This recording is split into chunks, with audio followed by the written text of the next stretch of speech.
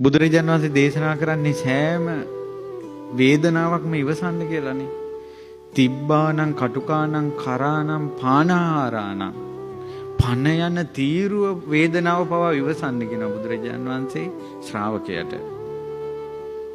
ඊළඟට දුරුත්තානම් දුරාගතානම් වචන පතානම් නපුරු කොට කියන වචන හිත පාරවන වචන ඉවසන්න කියන බුදුරජාණන් වහන්සේ.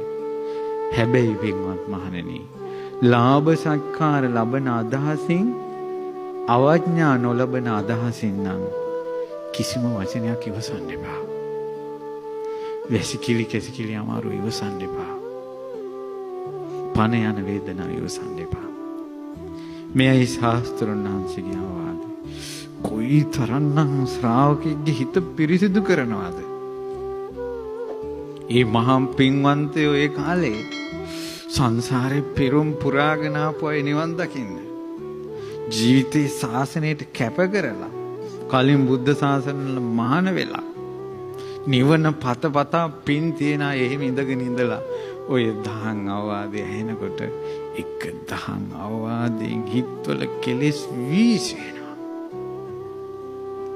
මගේ බුදුරජාණන් වහන්සේගේ අවවාදය මේක. ඒ භාග්‍යවතුන් වහන්සේගේ අවවාදයට රහතුන් බිහි වෙනවා බලන්න දෙවිවරු කෝටි ගණන්.